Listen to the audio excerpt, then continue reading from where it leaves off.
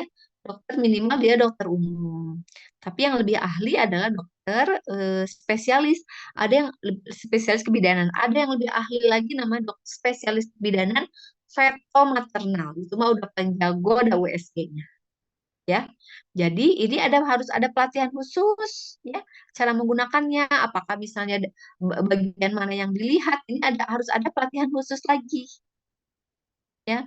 Jadi pelatihannya nanti pelatihan USG kebidanan ya, untuk menentukan usia kehamilan muda atau misalnya pada kehamilan tua, itu berbeda tekniknya untuk mempergunakan transdusernya. Transduser harus digeser kemana, kemudian di belah mana yang pertama kali dilihat, kemudian bagaimana yang tergambar di layarnya. Nah, itu harus pelatihan lagi ya, Kak Alia ya. Nanti itu untuk lebih lanjut lagi ya. Oke. Apakah Baik, Ibu. sudah apakah sudah menjawab? Jawab, Ibu. Oke. Ada lagi yang Jaringan wifi tentang air ketuban ya, Ibu ya. Nah, itu tuh untuk bayi itu air ketuban itu berarti nutrisi. putus-putus teh? Putus-putus teh. Ya, Ibu bicara soal ini kayaknya apa? Aduh, lupa Ibu, maaf. Bentar. Air ketuban. Iya. Nah, itu air ketuban itu untuk bayi itu berarti mengandung nutrisi. Jadi walaupun udah terkena apa tadi air kecil si bayi itu boleh dikonsumsi untuk bayinya, Ibu. Iya. Mm-mm. Terus kalau kan mau lahiran nih Ibu, Iya. itu bisa minum air ketuban, tapi nggak boleh katanya itu beda lagi ya Ibu. Kebanyakan Hmm, maksudnya gimana teh? kan ada yang bayi pas mau lahiran itu ibunya, terus kebanyakan minum air ketuban gitu katanya nggak bagus itu Ibu. Tapi padahal pas di dalam perut itu malah nutrisinya gitu. Iya, memang. Jadi memang kalau kalau di dalam perut itu ya, nutrisi yang didapat oleh janin itu adalah dari ibunya lewat plasenta dan tali pusat ya. Jadi si janin minum minum atau makan air ketuban itu bukan untuk tambahan nutrisi, tapi untuk memastikan bahwa saluran pencernaannya dan ginjalnya itu berfungsi dengan baik gitu. Tapi kalau misalnya nutrisi, oksigen itu didapatnya dari darah yang dari ibunya yang masuk ke dalam tali pusat. Ya, begitu. Anissa, apakah Berarti bisa terjawab? untuk menetralkan apa tadi kata Ibu nih ginjal gitu ya Ibu. Jadi untuk memastikan fungsi tubuhnya itu, fungsi organ dalamnya itu berfungsi dengan baik, Oh, ya. oke Ibu. Mm-mm. Jadi kalau misalnya dia tidak seperti itu, misalnya bayinya pipis tuh, pipis. Tapi si bayinya tuh tidak meminum air ketubannya, itu air ketubannya akan nambah banyak, nambah banyak, nambah banyak. Nanti kalian pada semester lebih atas lagi, nanti kalian akan belajar kelainan pada air ketuban. Salah satunya itu ketubannya tuh banyak, namanya polihidramnion. Itu tuh bisa disebabkan salah satunya janinnya kerongkongannya buntu, ininya apa si esofagusnya buntu atau disebutnya atresia esofagus. Jadi dia tidak bisa menelan kan, cuma sampai sini, nggak bisa masuk ke dalam, nggak bisa disalurkan ke ginjal, nggak bisa. Nah, jadi bayinya terus aja pipis ya, karena tetap dikirim kan nutrisi mah dari tali pusat ya, nutrisi segala macam tetap dikirim, tetap mengeluarkan pipis. Nah, diminum enggak gitu. Jadi nggak muter si itunya, si cairannya. Jadi banyak aja cairan ketubannya. Jadi namanya polihidramnion. Begitu. Oke Ibu. Ya, jadi Ya, memang memang meminum air ketuban di dalam rahim itu, janin itu ya, gitu. Gini Bu, apakah kalau misalnya di USG ini bisa terlihat juga gitu kondisi bayi yang sungsang, dan juga kalau misalnya dengar-dengar gitu Ibu, ada juga bayi yang terlilit oleh tali pusatnya sendiri. Itu tuh benar apa cuman kayak mitos gitu Ibu? Oh, betul, Teh, betul. Bentar ya, Ibu tampilkan gambar yang tadi yang sebelumnya ini ya. Posisi janin yang normal itu seperti ini. Kepalanya di bawah, ya. Kepalanya di bawah dan kepalanya nunduk gini, merunduk ini. Ya, ini adalah posisi yang normal. Ada kehamilan-kehamilan tertentu yang tidak normal. Dia misalnya ada kelainan bentuk rahimnya sehingga si kepala bayi ini tuh dia di atas di sini posisinya, pantatnya di bawah. Nah, itu kehamilan sungsang. Bisa dilihat dengan USG? Bisa banget ya. Tapi gambaran USG itu seperti tadi itu hitam, hitam putih kayak gitu ya. Kalau yang 3 dimensi ya hitam putih aja gitu kalau yang 3 dimensi mah ya bisa kelihatan kalau misalnya pada saat USG ini oh kepalanya ada di sini berarti BPD-nya pada saat ukur BPD biasanya di bawah BPD-nya dapat di atas oh berarti dia sungsang ya gitu terus kalau misalnya apa namanya tuh eh apa apa tadi teh apalagi sungsang aja yang nanya ini ya Eh, sering dengar juga gitu Ibu, ada juga oh katanya terlilit bayi tali yang pusat ya. terlilit oleh tali pusatnya. Heeh. Tali pusat itu normalnya panjangnya 50 cm ya. Rata-rata 50 cm. Tapi pada kehamilan-kehamilan tertentu tali pusatnya tuh panjang. Ada yang sampai 70 cm, ada yang 75 cm, 80 cm gitu. Lebih panjang aja pokoknya. Nah, si bayi kan di dalam rahim itu dia bergerak kan, bergerak. Ini terlihat penuh gini si janinnya pas gitu ya sama ukuran uterus karena dia sudah 9 bulan, sudah mau lahir, udah siap lahir. Tapi pada saat usia kehamilannya baru 7 bulan, 6 bulan, kan ukuran janinnya kecil, cairan ketubannya banyak. Jadi dia berenang-renang tuh di dalam. Pada saat dia berenang-renang, mungkin saja dia kalau tali pusatnya panjang, dia ngelilit ke sini, ngelilit ke tangan, ngelilit ke kaki. Itu memang banyak teh, memang banyak kasus terlilit tali pusat memang banyak. Salah satunya mungkin itu. Ya, mungkin dia jadi ngelingkar ke sini nih ke kepala ya jadi kayak kalung gitu. Ya, jadi terus dia pas pas dia gerak lagi nggak bisa ngelepasin tuh, nggak bisa lepas tuh si itunya. Ya udah sampai lahir berarti dia bakal ada lilitan tali pusat di lehernya gitu karena ukuran janin lebih kecil daripada ukuran janin kecil tali pusat panjang ketubannya banyak yang dia berenang-renang bebas jadi kan si tali pusatnya itu melilit ke sini gitu ya gitu apakah sudah terjawab Teh Setia Dari air ya ketuban. betul Nah, nanti bakal bakal keselak gak Bu itu si bayinya? bakal keselak gitu kayak kita ya Ya, terima kasih. ya ya sejauh ini sih Ibu belum pernah menemukan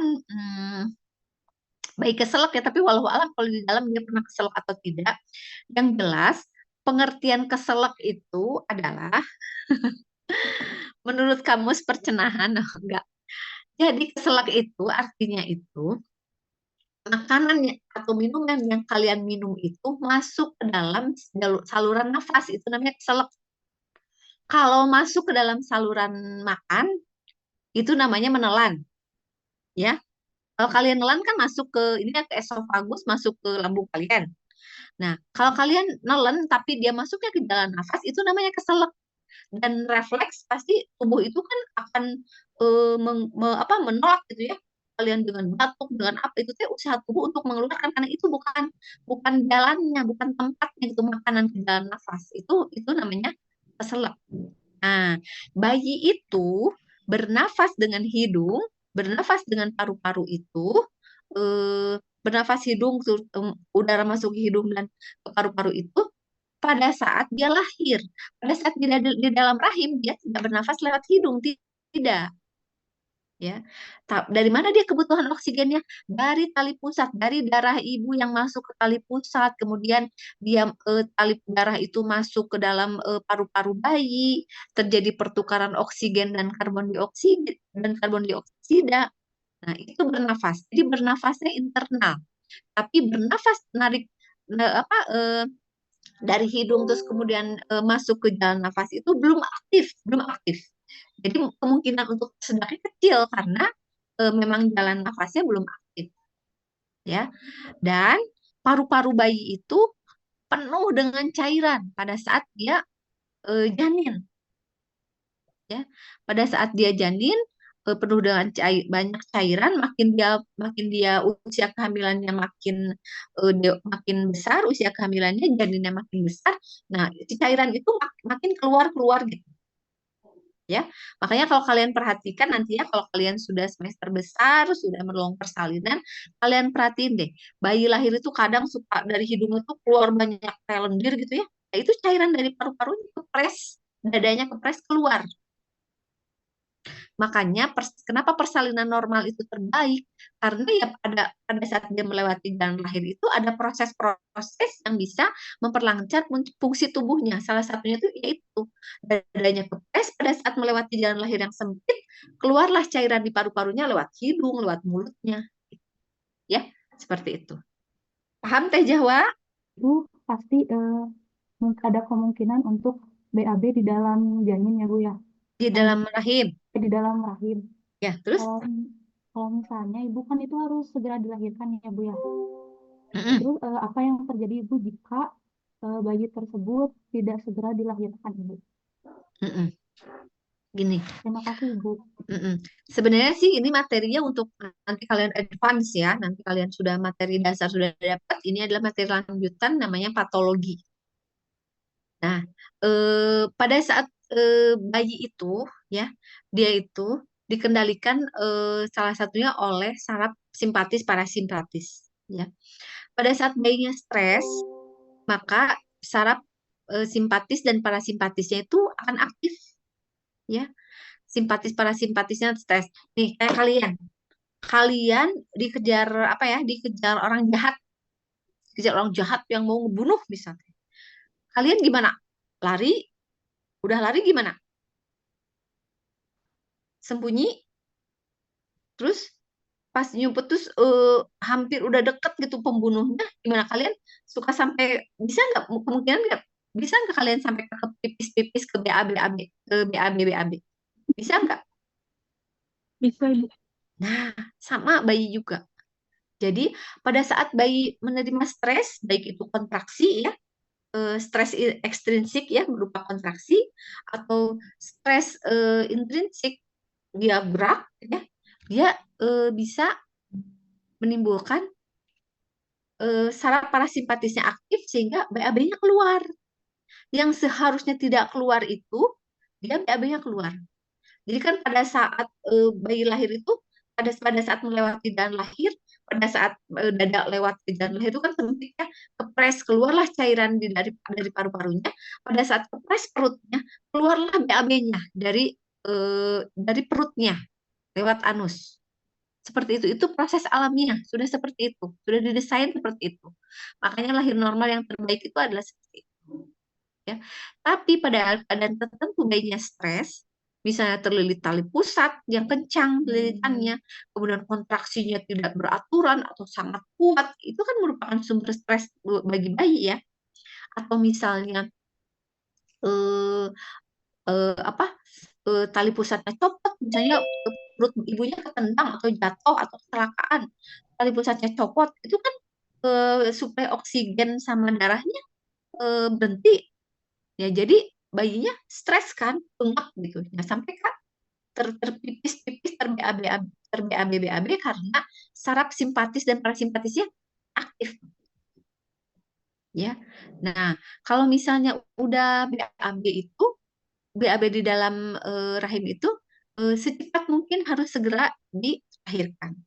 Kalau misalnya tidak disertai dengan gawat janin, jadi air ketubannya hijau sebagai tanda bayinya BAB di dalam rahim, itu dipercepat persalinannya dengan induksi misalnya atau dirangsang untuk mempercepat persalinan.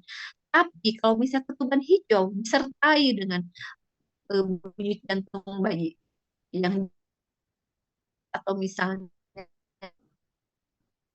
singkat dengan SC, begitu. Ya, di puskesmas, di bidan praktek itu harus segera dirujuk kalau menemukan ketuban hijau. Ya, gimana Teh Amel? Boleh? Izin Ibu memperkenalkan, nama saya Sharon Marani dari kelas 1B. Izin Ya, Ibu, di sini ada kasus janinnya tuh udah ketahuan kekurangan oksigen dari ya, CTG sama NST-nya Ibu. Nah, ya. dari situ tuh Ibu, apakah ada kesalahan pola hidup atau pola berpakaian sang ibu atau tidak Ibu? Terima kasih Bu. Oh, ya. Kalau misalnya dia janinnya hipoksia gitu ya, kekurangan oksigen, itu bisa bisa dipicu karena bisa aja karena pembuluh darahnya yang berubah, pembuluh darah janinnya berubah. Apakah karena ibunya merokok atau misalnya ada penyakit preeklamsi, misalnya keracunan kehamilan ya awamnya kalau preeklamsi itu bahasa kita. Kalau bahasa awamnya namanya keracunan kehamilan. Apakah ada itu? Apakah ibunya ada hipertensi, penyakit ginjal, kemudian preeklamsi, kemudian ibunya merokok, itu menyebabkan pembuluh darahnya jadi kecil-kecil, ya. Makanya kalau di dus rokok itu kalian pernah baca nggak? Merokok dapat menimbulkan keguguran, kelahiran prematur, kematian janin, ya. Tapi tetap aja gitu, ibu-ibu itu tetap aja ada yang merokok, bahkan ibu hamil pun ada yang merokok gitu. Seperti itu. Jadi bisa dari faktor ibunya, bisa dari faktor janinnya, misalnya ada kelainan di paru-parunya, ada di kelainan di jantungnya, itu ada kemungkinan seperti itu sehingga aliran oksigen di dalam tubuhnya kurang begitu. Ya, kalau dari makanan gitu-gitu sih sejauh ini saya belum pernah menemukan, misalnya ibu setidak sehatnya makanan ibu itu sebenarnya sih tidak berpengaruh pada janin karena si janin itu ngambil nutrisi. Kalau dia kekurangan kalsium, dia ngambil dari gigi si ibu, ngambil dari tulang si ibu. Kalau dia kekurangan vitamin C, dia ngambil dari apa? Dari tubuh si ibunya. Jadi yang jadi keropos itu adalah tubuh ibunya. Misalnya dia butuh kolagen, ngambil dari tubuh ibunya. Jadi si janinnya tidak kekurangan apa-apa. Kalau ibunya dalam kondisi yang sehat, bisa diambil semuanya sama si janin. eh, Janinnya tidak apa-apa. Tapi kalau ibunya sendiri misalnya kekurangan gizi, nah itu yang baru jadi masalah. Ya, begitu. Meskipun ibunya makan seblak tiap hari, yang jadi keropos itu ya badan ibunya. Kalau si janinnya ya ngambil-ngambil aja gitu dari tubuh ibu. Ya, begitu. Boleh siapa?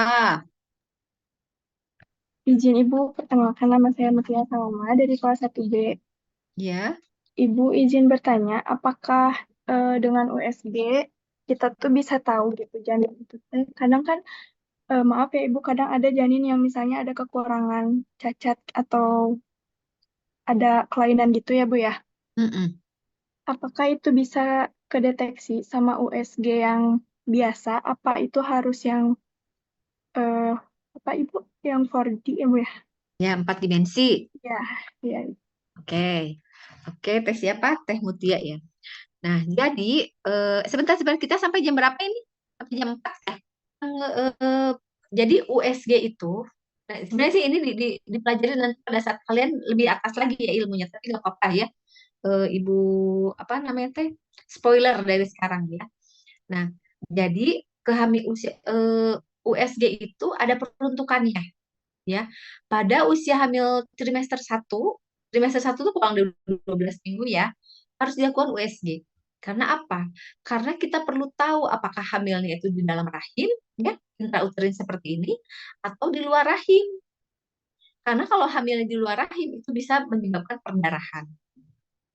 Nah, kedua, pada saat janinnya apa 16 minggu, 16 minggu ya, 16 sampai 18 minggu itu semua itu bisa bisa kita cek ya.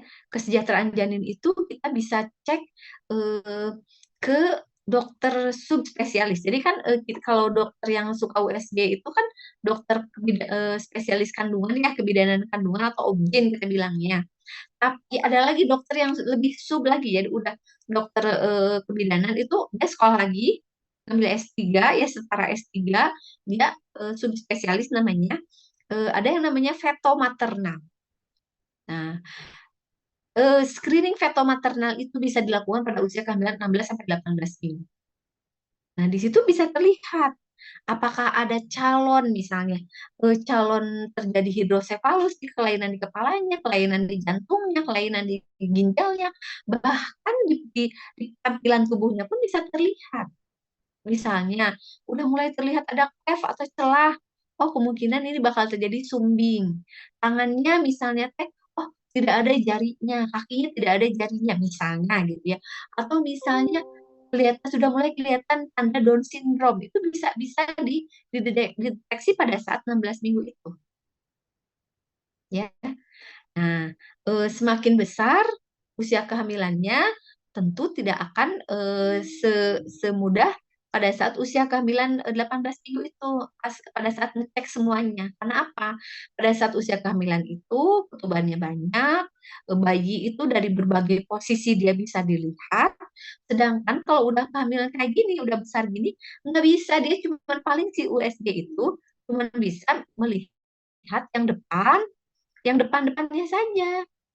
Bahkan kalau posisinya kayak gini nih, kakinya bersila kayak gini, ini biasanya nggak akan kelihatan ininya apa jenis kelaminnya, karena ketutup kaki. Atau misalnya nangkep harigu bahasa Sundanya, jadi lututnya atas dua-duanya, jadi si kakinya nutup alat kelaminnya itu nggak akan kelihatan, alat kelaminnya nggak akan kelihatan. Jadi memang USG screening itu untuk mendeteksi kelainan-kelainan itu pada usia trimester kedua. Ketubannya banyak, jadi kita pada saat USG-nya kan lihat belakang, bayinya muter, lihat belakangnya, lihat kakinya, lihat kepalanya, itu bisa dilihat semuanya. Tapi kalau udah gini, dia cenderung dia kan apa? Ketubannya udah sedikit, dia udah sesak, dia pas gini gitu ya, ukuran rahimnya. Nah, kayak gitu ya. Jadi bisa bisa bisa dideteksi oleh dokter subspesialis feto maternal. Itu pertama, itu untuk operatornya. Kedua, untuk alatnya. Alatnya tidak masalah sebenarnya untuk dokter feto maternal udah ahli ya. Dia bisa pakai 3D, bisa pakai 4D lebih baik. Kalau pakai 4D, jadi kan kelihatannya namanya tuh 4D ya, tapi tampilannya mah 3 dimensi. Jadi kan kelihatan gitu mukanya, tapi tidak jelas kayak muka kita gini. Jadi udah mulai kelihatan hidungnya, ini udah kelihatan ya, tapi dia monokrom satu warna. Misalnya kalau misalnya eh, settingannya warna pink, ya udah pink aja semuanya mukanya gitu. Matanya juga semuanya kelihatan pink, cuman udah kelihatan gitu. Matanya, hidungnya udah mulai bentuk kelihatan. Itu kalau gambaran 4D. Kalau gambaran 3D ya itu yang tadi aja hitam putih. Jadi yang bisa membacanya cuma dokter maternal saja. Ya. Jadi lakukan screening kehamilan pada usia 16 sampai 18 minggu. Lebih tepatnya lagi adalah dokter feto maternal. Ya. Tapi kita juga di sini baru punya satu dokter feto maternal, di Bandung itu baru ada 2 dokter feto maternal. Di kita sama di Ujung Berung ada. Ya, karena jarang sekali gitu yang bisa sampai ke sana. Ya, gimana Teh Mutia, apakah terjawab? Kelas berapa Teh Nanda? Kan Ibu ada yang namanya tuh BBLR ya Bu, berat badan bayi rendah. Lahir rendah. Ya, berat badan lahir rendah. Nah, gimana caranya kita ngebedain bahwa itu tuh usia bayinya kan diameter kepalanya juga pasti kecil ya Bu ya. Gimana cara kita membedakan bahwa itu tuh usia janinnya yang masih kecil sama BBLR.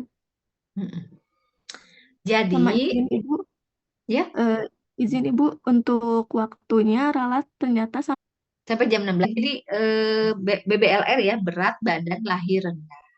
Jadi yang tadi itu ya, yang bukan slide yang ini, ada BPD. Masih ingat yang tadi BPD ya? Ada apalagi AC, apalagi nih BPD. Ya ini mah AC.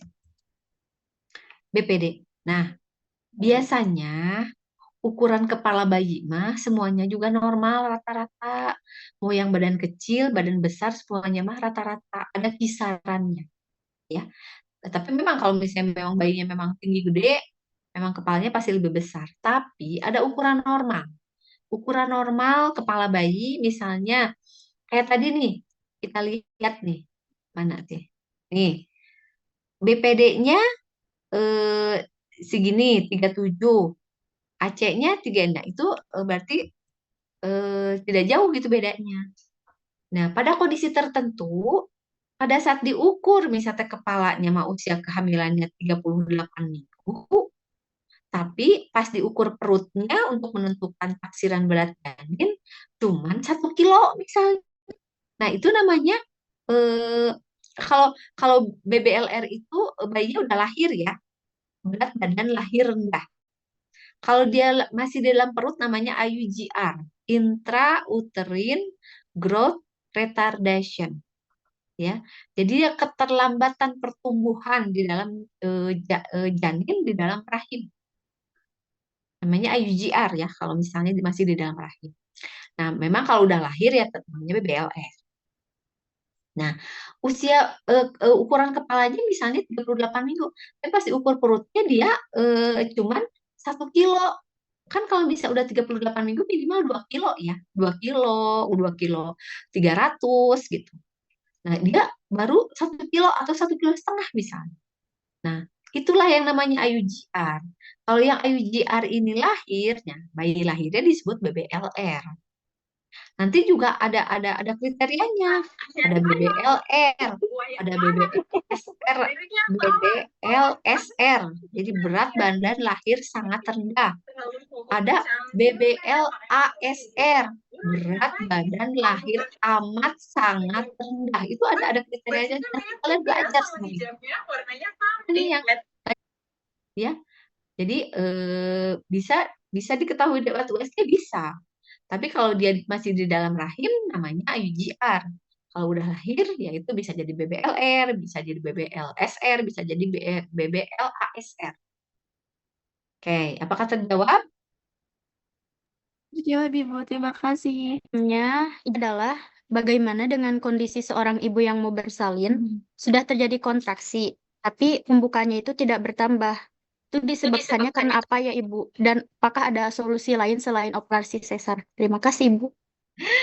Kalian ini ya, udah nggak sabar ya, pengen cepet-cepet jadi bidan ya.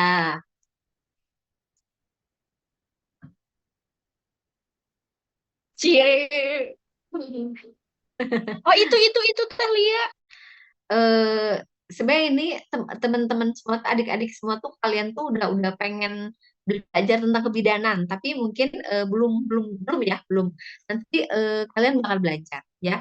Itu tuh cuma dikasih spoiler aja sama ibu ya.